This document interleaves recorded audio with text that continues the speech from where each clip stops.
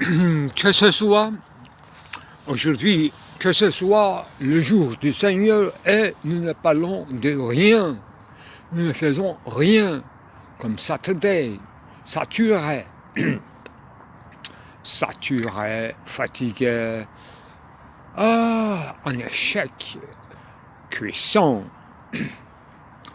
Alors, les expressions, les adjectifs, les adverbes, et nous pouvons les penser librement, mais pas verbe aujourd'hui.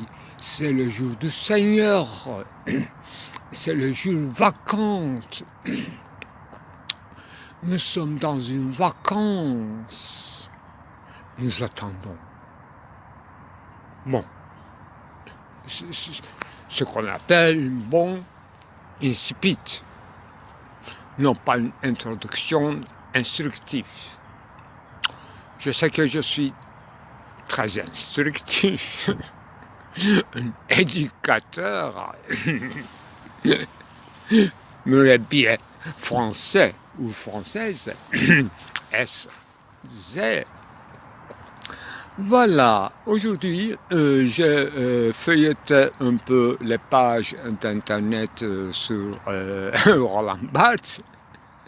Effectivement, dans ce très gracieux site d'internet, il y avait très peu de choses sur SZ de Roland Barthes. D'abord, moi, je suis inculte, je confonds Flaubert et Balzac, mais apparemment, Roland Barthes aussi, il s'en fond. C'est-à-dire qu'il a l'air de préférer Flaubert, mais apparemment, il n'accorde pas des interviews, sauf une fois au magasin littéraire. Dans ses cours, peut-être, il en parle, mais voilà, c'est une énigme qui lui hante apparemment Flaubert comme un modèle de la littérature moderne. Qu'est-ce que ça veut dire moderne?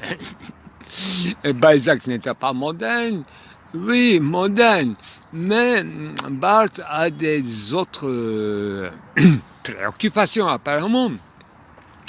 Il code les gens et apparemment, il dit que Balzac, il était très dépendant du discours établi, bourgeois, donc il était dans le code codifiant, disons. Mais lui-même, il avait 5 codes pour déchiffrer le texte. Ce qui me rappelle ce que je rappelle de ces codes, c'est, bon, ça tourne autour de l'herméneutique et non pas l'explication du texte. Effectivement, il était contre à cette tradition très établie de l'explication du texte, c'est-à-dire un exercice scolaire. Mais après 30 années de professorat, Gilles Deleuze avait donné finalement, à la fin de sa vie, à ses séminaires, ce nom très bête de l'explication du texte. Voilà. Soit qu'il s'agit de la bêtise académique, structuraliste, qui à la fois qui incite à lire les classiques comme Flaubert et Balzac, à la fois de ne les pas lire peut-être véritablement, mais tracer une ligne de un protocole de lecture. Bon, la thèse selon laquelle, en fait, Barthes aura choisi Flaubert à Balzac, mais il a consacré quand même un grand essai qui s'appelle intitulé SZ sur cette nouvelle de Balzac qui s'appelle Sarrasine. Bon, pour aller vite, enfin, il y a toute une histoire de signes, mais d'abord une simple histoire de coquetterie, un homme de bien qui sort avec une dame insoupçonnée qui s'appelle Zaffarella ou quelque chose comme ça, un homme qui sont un peu algériens, ou bon, il est mutilé apparemment, une femme, quelqu'un de faussement femme, bon on a compris, mais l'histoire s'allège autour de cela, c'est une tradition parisienne, nocturne, bon ça peut nous ennuyé. Mais le code parisien, l'homme de bien, capitaliste, qui gagne de l'argent, bourgeois, donc le code disciplinaire standard communicable, c'est ça. Elle me dit que c'est plus large. Lexis, un troisième code de Barthes pour déchiffrer le texte, c'était Lexis qui définissait un peu les caractères. Moi, je comprends de ça. En fait, c'est une manière de parler. C'est seulement à partir de manière de prendre la parole, annoncer quelque chose, dire quelque chose, répondre à quelque chose, c'est-à-dire avec le parler, qu'on puisse juger sur quelqu'un. Très bien dans le roman, dans le romanesque, ce qui devrait être dans un roman bourgeois. Voilà. Mais ça complique les choses parce qu'il y a des différences de degrés entre les discours normal, registre officiel, un français correct et un français un peu qui cloche, qui fait des lexiques, c'est-à-dire élargissement de vocabulaire. Ou bien on peut dire, non pas élargissement, mais trop le vocabulaire et des phonèmes, des manières de dire, tord, spirituel, oui, mais tord c'est incliner, hein, faire obéir, faire la pression. Il y a beaucoup de stratégies de guerre apparemment. C'est un domaine conflictuel, lexique. Choisir ses mots, appeler les choses avec leur nom. Bon, ce sont des dogmatismes bibliques, mais les choses se compliquent. Autant les choses compliquent, autant les appellations, nominations des choses aussi se compliquent. Lexique se dilate, disons. Bon, très bien. Voilà, littérature moderne, ce qu'on appelle littérature moderne et non pas latin. Et pourquoi on ridiculise ou diminue les latins? Qu'est-ce qu'on sait des latins en littérature? Moi, je sais quelques livres. D'abord, Satyricon, peut-être. Je ne sais pas si Barthes a parlé abondamment, mais je ne crois pas. Mais effectivement, Pasolini en a fait quand même un œuvre cinématographique. Satyricon que j'ai lu, non pas en latin, mais dans une traduction correcte turque. Et bien sûr qu'il n'y avait pas des exagérations lexicales, disons. Mais dans l'attitude, voilà, Je crois que le quatrième code, si je ne me trompe, concernait les gestes quand même, actions.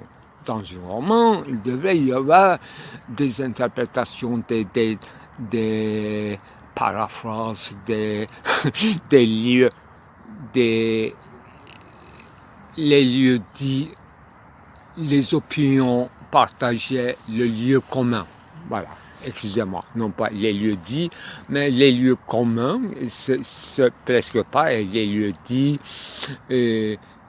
c'est le lieu de le dire, c'est convenable, je suis en accord avec quoi, je vous objecte, je ne pense pas comme vous. Mais voilà, c'est la clarté de l'esprit qu'on sait chez les Français ou les Anglais en Europe. Bon. Alors, les choses se compliquent sûrement, mais avec quoi? Symbole. Je crois que c'est le quatrième ou cinquième code de Roland Barthes pour déchiffrer les textes, symbole emprunté de Lacan, mais d'une manière vague. Il en fait une théorie, il essaie de développer, donc symbolique. Qu'est-ce que ça veut dire? Métaphorique, allégorique, culturel, code culturel, ou code culturel inventé sur place, in situ, dans une immédiatité spontanée d'un discours ou d'un geste d'une urgence. Voilà ce que j'ajoute, parce qu'il devrait y avoir quand même de vitesse dans un roman. On ne dilate pas les choses, on ne relate pas trop, mais ça... il faut que ça s'accélère, il faut que ça se bouchonne, il faut que ça se ça fait une ça se boucle. Voilà, il faut qu'il y ait un événement. Voilà. Est-ce qu'on peut comprendre comme ça, symbole, à la différence de code officiel, régulier ou oppressif, ou seulement citationnel, ou bien seulement en jouet. Voilà, il y a un discours en jouet. On ne peut jamais être sûr de la véracité d'une parole en vie. Par excellence, à Paris, dans une vie, dans une vie nocturne. Bon, Sarrazin, une Hitler. Moi, enfin, je fais une note en bas de page pour revenir à mes soucis, à mon réel, non pas symbole, à mon réel, encore lexical. Moi, j'interroge les gens en turc. En Turquie, les Turcs, j'interroge les Turcs en Turquie en ce qui concerne le langage turc, et je leur demande la signification de certains mots et je les teste. C'est un test d'endurance. Et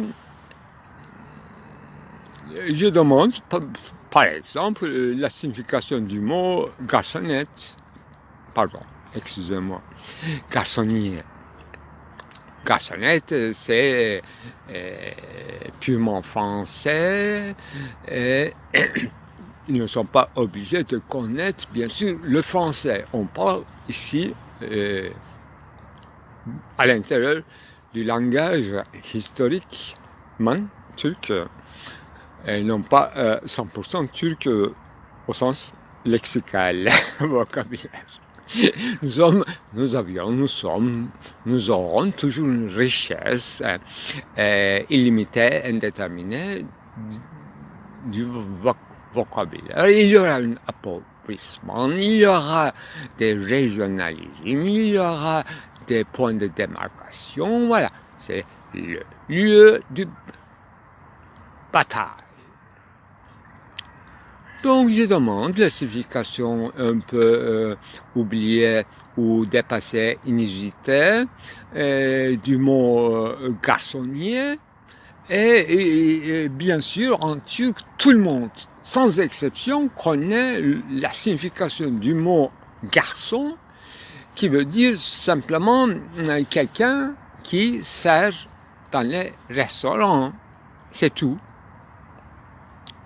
Sans distinction de sexe. Ça n'a rien à voir avec le mâle ou la jeunesse. Effectivement, tous les garçons qui servent dans le café ou dans le restaurant en Turquie s'appellent garçons, mais si on les appelle « viens ici garçon », c'est très très moche, c'est très mauvaise éducation, c'est pas convenable, c'est presque insulte. Donc le mot correct garçon en tant que serviteur restauratif devenu peu à peu, il y a une histoire de mots et de lexique devenu un peu péjoratif. On dit mon frère vient ici. Voilà, on parle musulman. Musulman. On n'utilise pas comme il y a 40 ou 50 ans un turc standard, mais on islamiste. Voilà. Langage, c'est un lieu de bataille des idéologies. Je suis entièrement d'accord avec Roland Barthes, s'il était si clair que cela. Il faut que nous clarifions nos auteurs et nous choisissons leur meilleure partie. C'est une stratégie de lecture de Gilles Deleuze, très bien déclarée. En plus, il ne s'agissait jamais de la vérifiabilité, ni de véracité, mais prendre meilleure partie qu'on puisse sauver d'un auteur, d'une création, d'une existence, d'une parole, d'un lieu, d'un geste, meilleure partie qu'on puisse approprier, faire le sien, même entre guillemets, c'est-à-dire sans faire le sien sans faire le sien, en faire partie d'une manière ou d'une autre.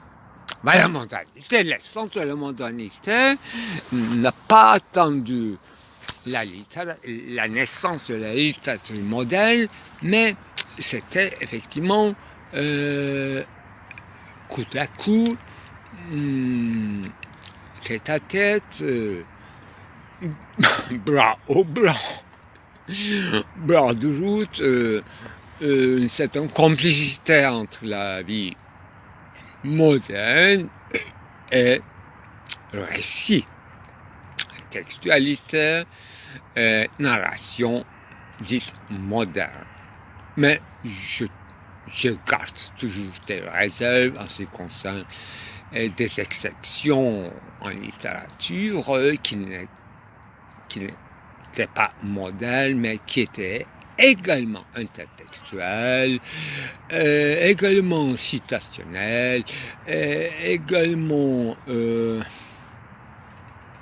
usant des procédés tant mieux que mal, des procédés connus ou des techniques connues de la littérature moderne qu'il faut accepter qui est indiscernable par définition. Il n'y a pas un code, à mon avis, à mon sens, de la littérature dite moderne ou postmoderne, a fortiori. A fortiori. À force des choses, c'est-à-dire les choses changent, les discours changent, mais ne changent pas du tout. Ça, il y a une régression aussi. Alors, le mot garçonnière est complètement oublié. Les gens me répondent en disant que une garçonnière devrait être un lieu où les garçons, etc. Bon, personne ne devine que un homme de bien, un homme bourgeois qui est marié, qui puisse louer un appartement pour son amant ou amant ou amante. Quoi qu'il y a de l'aimance ou d'aimon ou je ne sais quoi des termes de capitalistes mélangés avec les flux de l'éros. C'est ça. Schizophrénie moderne, inavouable, inavouée. C'est ça l'intérêt, c'est ça mesquinerie, c'est ça l'usage, c'est ça masculinité, c'est ça être faussement féminine, c'est ça mutilation, c'est ça l'origine d'un certain masochisme et d'un certain sadisme. Voilà. Ce qu'il appelait très très justement Jean-François Lyotard dans le titre de son livre intitulé Économie libidinale. Voilà, monsieur. Le mot économie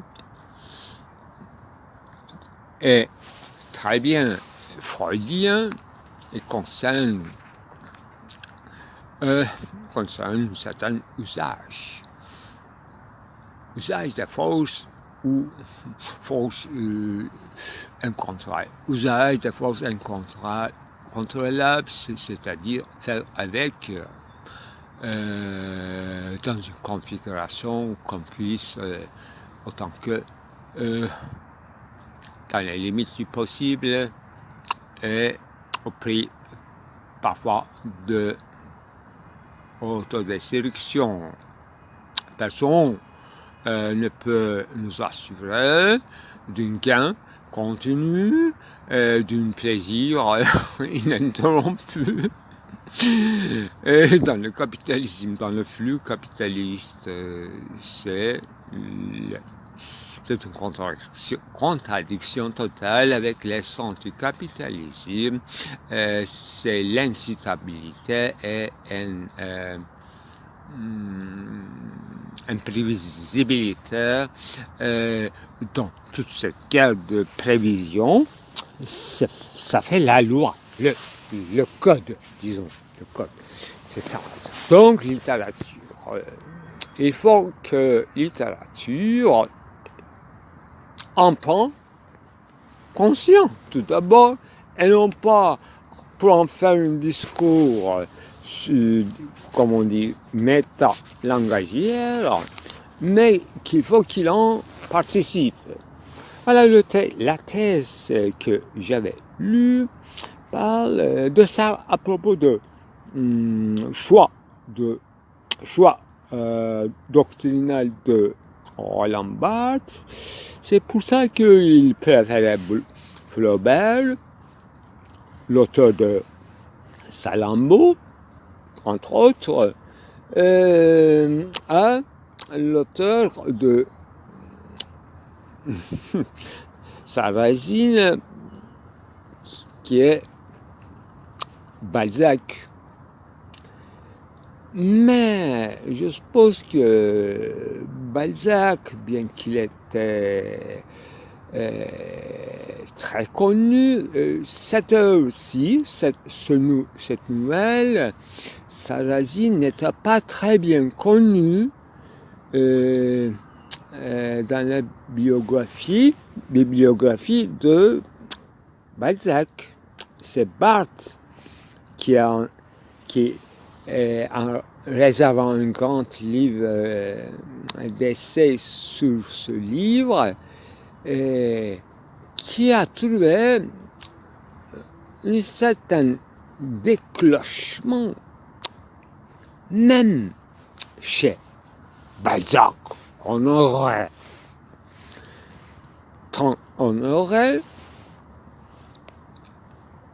c'est ça que je voulais dire à peu près. Mais effectivement, il faut penser plusieurs auteurs en même temps et non pas comparer simplement deux auteurs français. Effectivement, il y a Proust aussi, mais j'aime personnellement, mais effectivement, c'est l'écrit qui compte, le style, manière d'écrire. Effectivement, il y a très bons écrivains, y compris Colette, c'est une merveilleuse écriture, adorable, connaissance de français. Voilà, je ne connais pas beaucoup, mais il n'y a pas d'une étude très sérieuse sur Colette. Pourquoi? Parce que Colette, elle était très correcte, je ne sais pas. Il y a des études, même sur Hofmannsthal, n'est-ce pas, en fait, en connexion avec psychanalyse, Boîte rouge, Sarah Kaufmann, qui en écrit apparemment, voilà. Les gens s'intéressent aux contes romantiques de Hofmannsthal, mais s'intéressent moins aux auteurs très bourgeois, très lus, très corrects, très enrichissants dans la connaissance des langues, il faut l'avouer quand même. Voilà. Et il y a des autres problèmes du côté de l'Italie. Il y a une certaine tension, un conflit entre quoi Alberto, bon, je ne connais pas très bien Alberto Mori, ou je me rappelle d'une certaine Gadda, un écrivain qu'on peut comparer en France avec Céline, lui, Ferdinand Céline. Gadda, on considérait comme intraduisible. On trouvait des affinités avec Pasolini. Voilà. Je m'intéressais à l'époque à ces problèmes-là, mais je ne connais pas très bien